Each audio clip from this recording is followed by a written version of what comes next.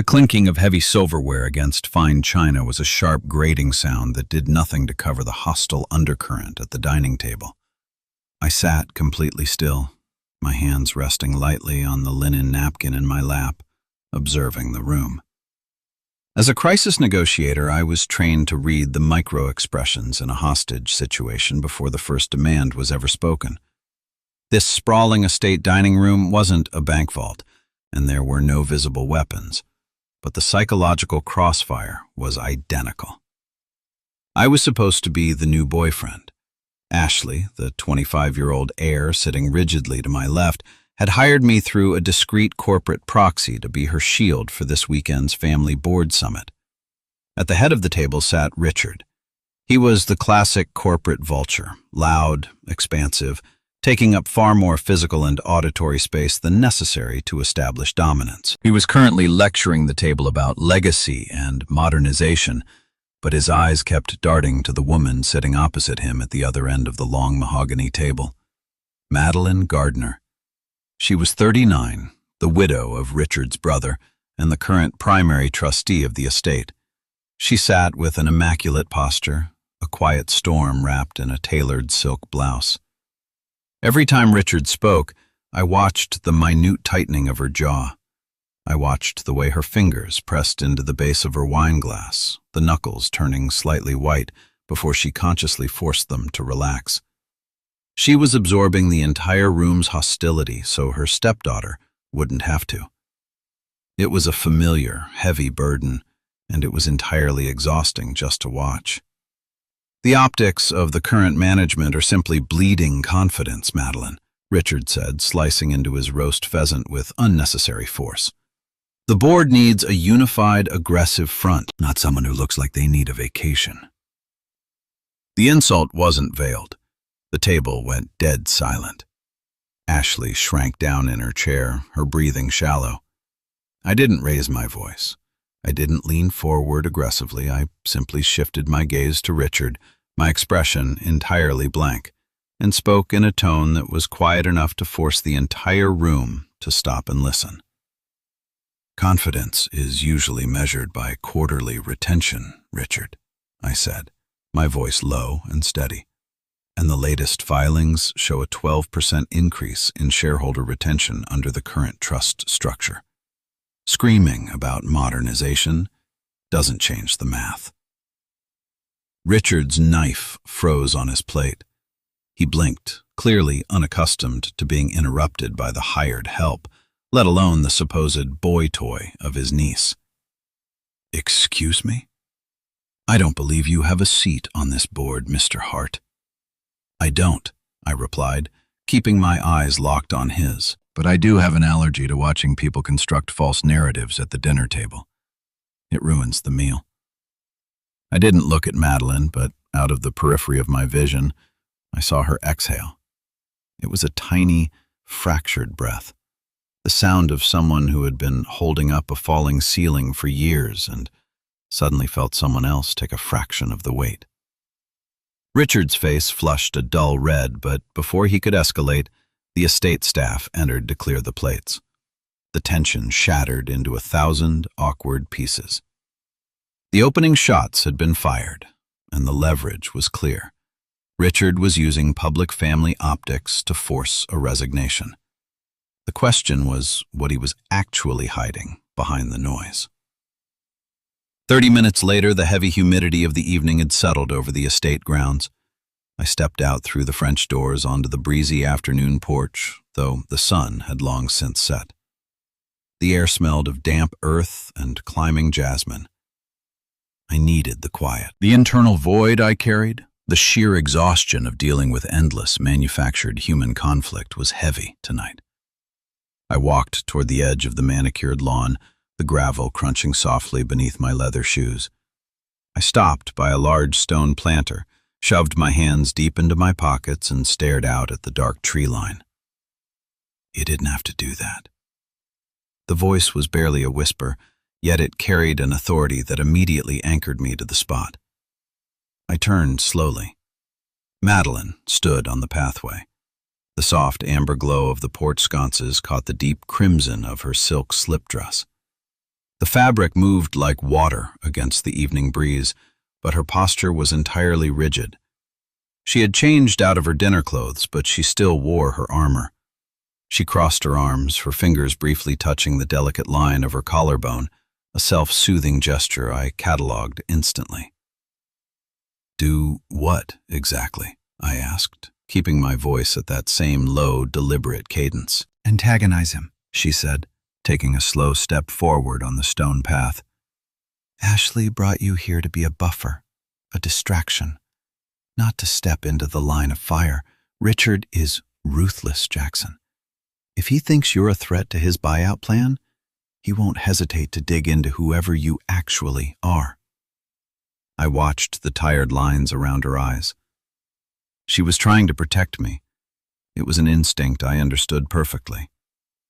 I stayed exactly where I was, maintaining a respectful distance. "I don't mind the line of fire," I said simply. "I'm used to it." She let out a soft, humorless laugh, looking away toward the garden. "You're 32. You're pretending to date my stepdaughter. You shouldn't have to navigate my family's hostile takeover." She looked back at me, her eyes dark and incredibly exhausted. She stepped just a fraction closer. "Out here, you can stop being careful," she whispered. The air between us felt suddenly thick. It wasn't the heat of the night. It was the gravity of her honesty. I wanted to step closer. I wanted to pull my hands out of my pockets and touch the tension knotted in her shoulders. The urge was a physical ache in my chest. Instead, I drove my hands deeper into my pockets, my jaw clenching slightly. Restraint was the only way to prove I was safe. "Careful keeps people alive, Madeline," I said, my voice dropping even quieter.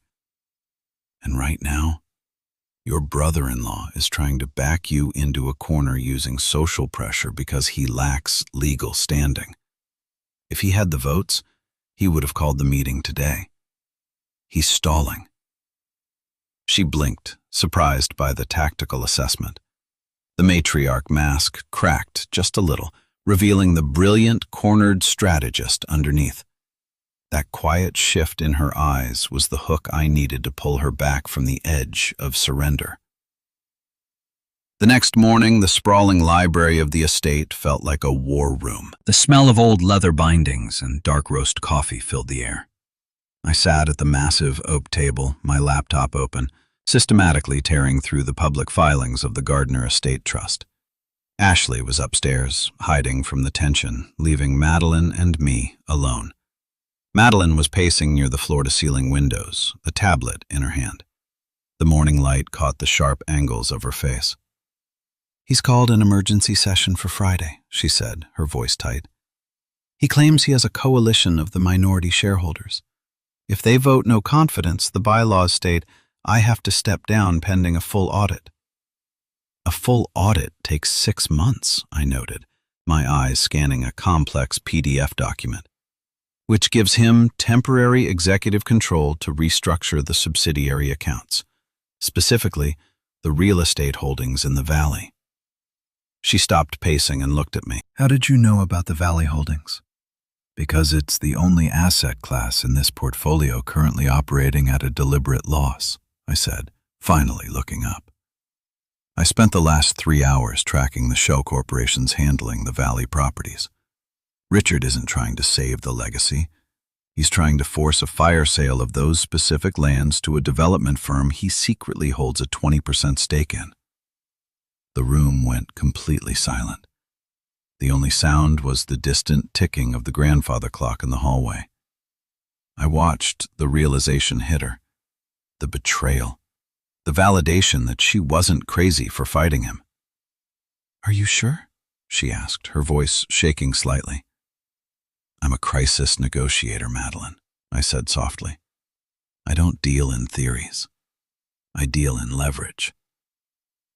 I turned the laptop around to face her, tapping the screen where a series of highlighted LLC registrations linked Richard's name to the buyers. "This is a conflict of interest that breaches his fiduciary duty. If we present this, he doesn't just lose the vote. He goes to federal prison." She walked slowly to the table, her eyes glued to the screen. She gripped the edge of the wood, her knuckles white. The sheer magnitude of the stress she was carrying was palpable in the room. I stood up, pushing my chair back slowly so as not to startle her. I walked around the table and stood beside her. I didn't crowd her. I stayed a foot away, acting as a physical shield against the empty room. "He's going to destroy the family," she whispered, staring at the screen. "If I bring this to light, the fallout." "If you don't bring it to light, he destroys you," I countered gently. "You can't save someone who is actively burning the house down." She squeezed her eyes shut, a small tremor running through her shoulders. I saw the instinct to collapse, the overwhelming desire to just let the fight end. I reached out, my hand hovering for a fraction of a second before I placed it lightly on her upper arm. It wasn't a caress. It was a grounding wire, a firm, steady pressure. "I've got you," I said, the words quiet and absolute. "You don't have to fight him alone. I will build the timeline. I will prep the documentation. You just have to hold the line." Her breathing slowed. The tremor stopped. She opened her eyes, looking down at where my hand rested on her arm, then up to my face.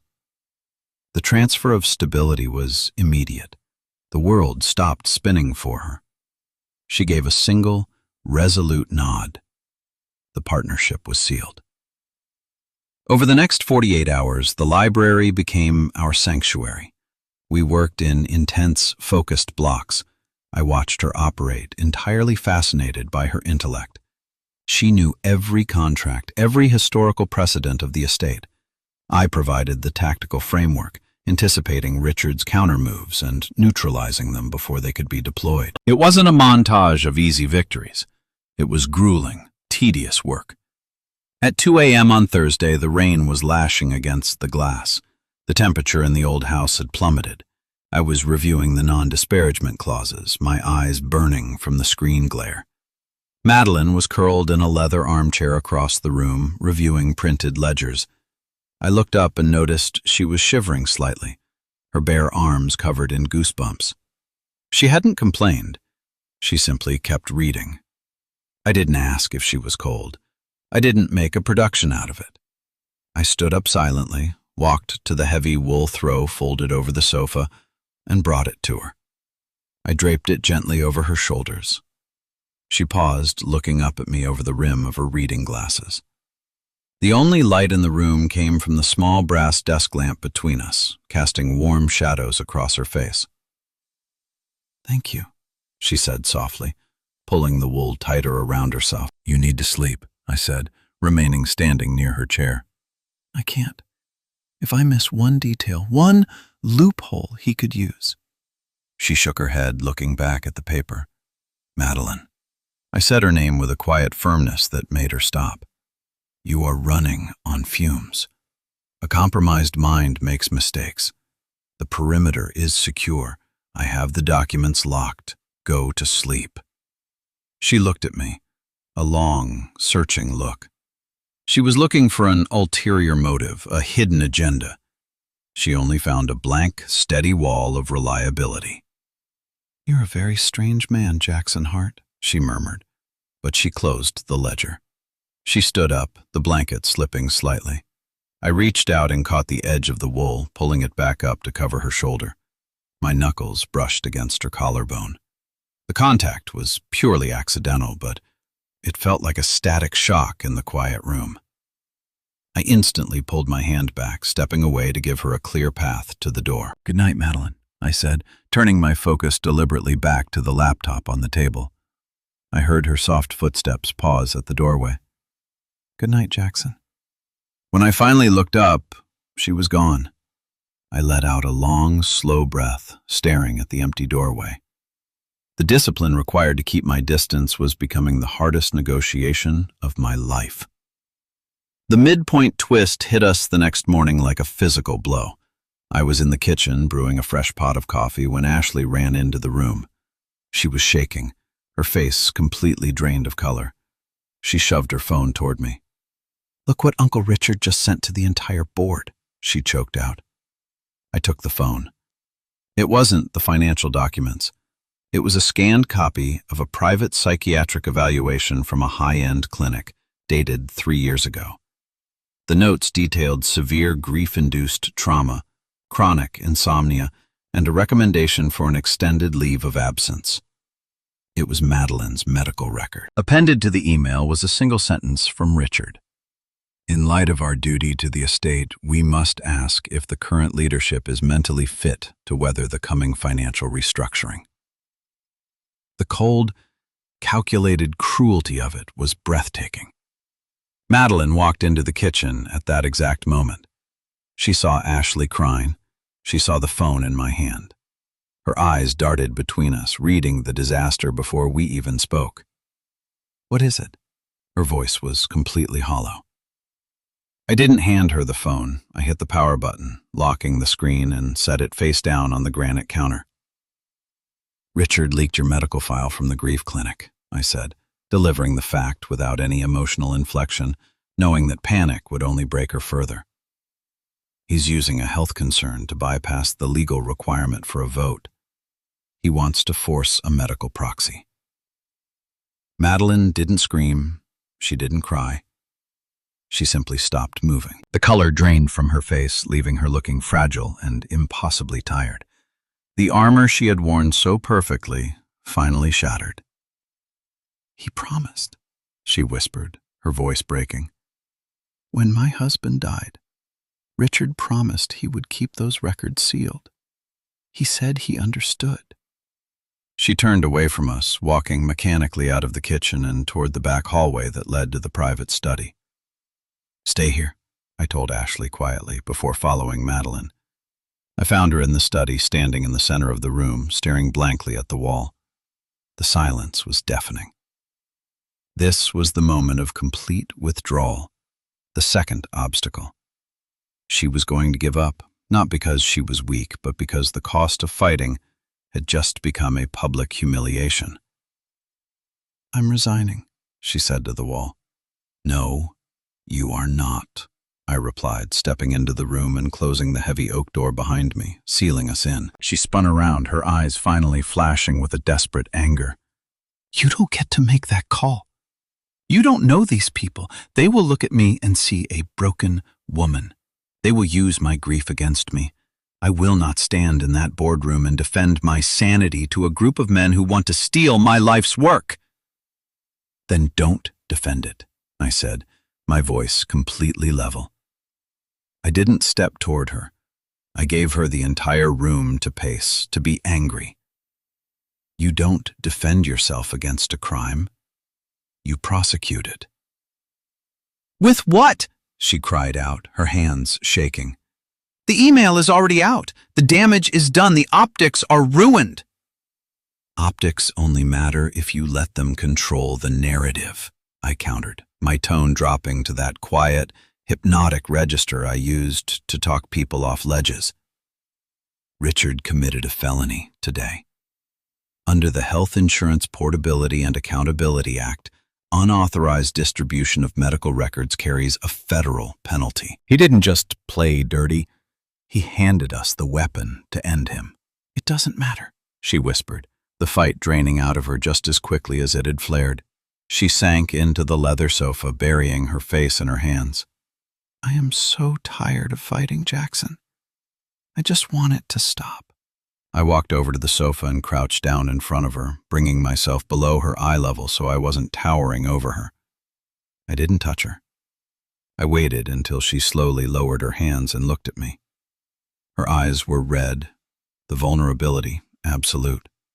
"I know you're tired," I said, my voice incredibly soft, meant only for her. "I know this feels like the floor just dropped out. But if you quit today, he wins. He takes the estate, he takes Ashley's inheritance, and he validates the lie that you are weak." I finally reached out, taking her trembling hands in mine. The contact was deliberate, firm, and entirely protective. I focused on transferring the steady, slow rhythm of my own pulse into her panic.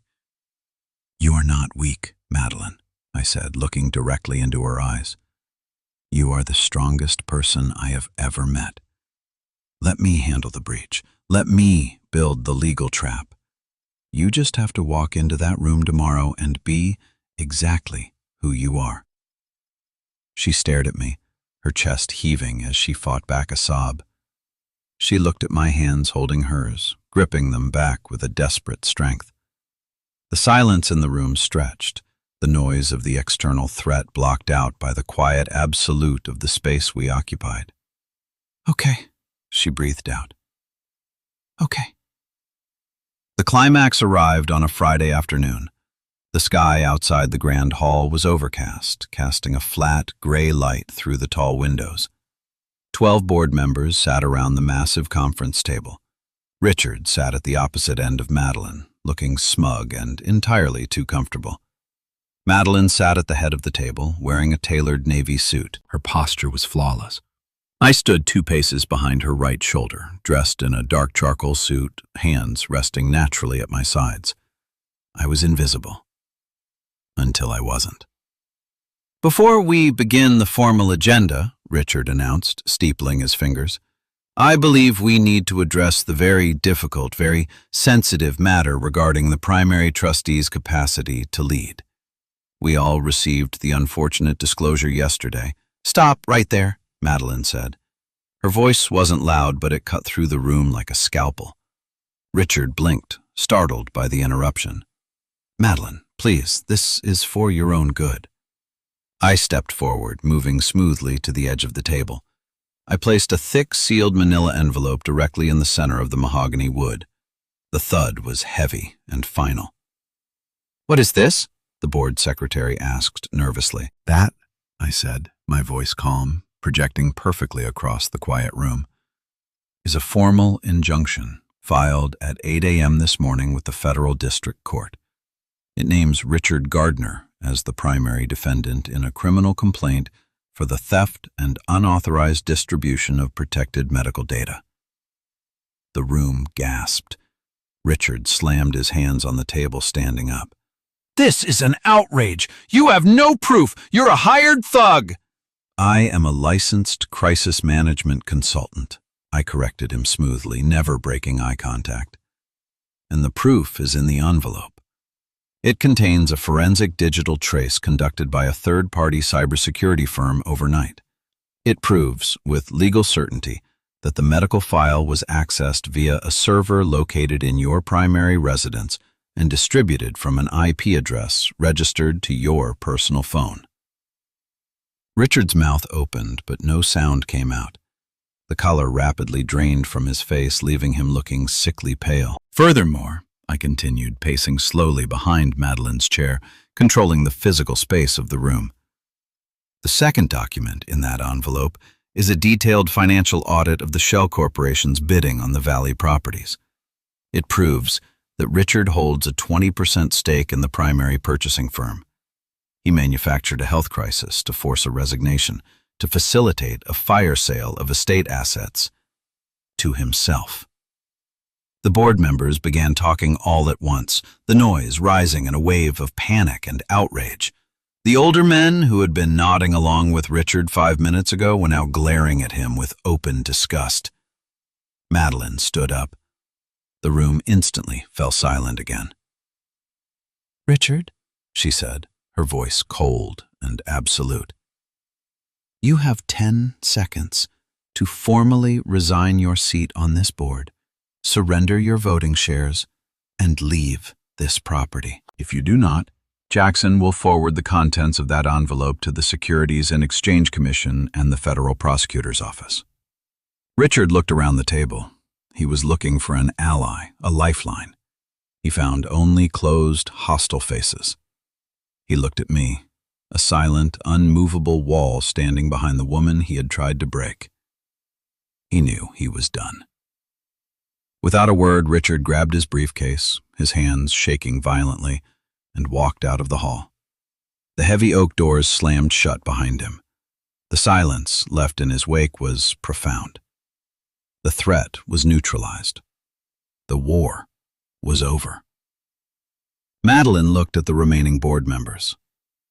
"If there is no further business," she said, her voice perfectly steady, "this meeting is adjourned." The following action was a quiet, surreal deflation of adrenaline. The board members filed out, offering awkward apologies and stammered reassurances of loyalty to Madeline. She accepted them with a polite, distant grace. When the hall was finally empty, she sat back down in her chair, closing her eyes. I didn't speak. I walked over to the sideboard, poured a glass of water, and set it on the table in front of her. She opened her eyes, looking at the glass, then up at me. "It's over," she whispered. "It's over," I confirmed. The rest of the evening was spent dealing with logistics. I made the necessary calls to finalize the legal filings, securing the perimeter of her victory. Ashley hugged Madeline, crying tears of relief before exhausting herself and going up to bed. By 10 p.m., the estate was completely silent. I was packing my small duffel bag in the guest room. My job was done. The contract was fulfilled. The void in my chest had returned, heavier than before, because I knew I was leaving the only place that had felt like a purpose in years. I zipped the bag and walked downstairs, intending to leave a note. But as I passed the back hallway, I saw the French doors leading to the porch were open. I walked out. Madeline was standing by the stone planter, wearing a simple gray sweater and dark trousers. The night air was cool, the garden quiet except for the sound of crickets. I walked up and stood beside her. I didn't put my hands in my pockets this time. I let them hang loose at my sides. "Your flight is at 6 a.m., she said, looking out at the dark trees. It was a statement of fact, but the underlying tension was palpable. "It is," I replied. She turned to face me. The moonlight caught the silver in her hair, the exhaustion finally lifting from her features, replaced by something entirely new, something deliberate. "I don't want you to be a consultant anymore, Jackson," she said, her voice clear and strong. She wasn't asking a question, she was setting a new boundary, a public choice made here in the quiet. I looked at her, my heart hammering a slow, heavy rhythm against my ribs. "Madeline, my life is chaos. I travel, I fix disasters. I don't have a permanent address. And my life is an estate, a board of directors, and a legacy I just went to war to keep," she countered, stepping closer. "I am done being careful. I am done caring about optics or what makes sense on paper." She reached out, and for the first time, she initiated the touch. Her hand rested flat against the center of my chest, right over my heartbeat. The sudden stillness that washed over me was absolute. The noise, the travel, the endless conflict of my career simply ceased to exist. The quiet room principle engaged. Her touch was the shield against the world. I reached up and gently covered her hand with mine, locking it in place. It wasn't a frantic grasp. It was a seal, a contract signed without ink. I looked down into her eyes, seeing the absolute certainty looking back at me. I leaned down, and my lips met hers. It was a quiet arrival, the end of a very long, very tiring road. There was no demand in it, no desperate hunger, only the heavy, grounding certainty of coming home. I felt the last of the tension leave her body, her free hand coming up to rest on my shoulder. When I finally pulled back, resting my forehead against hers, the world felt completely, undeniably right. "Cancel the flight," she whispered against the space between us. "It was canceled 3 hours ago," I answered. Closing thoughts. Love isn't about holding on tight.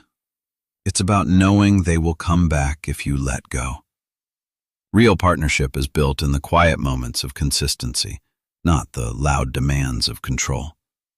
True safety is found when someone uses their strength to protect your peace, not to dominate your world. Please like and subscribe so we can share more stories like this.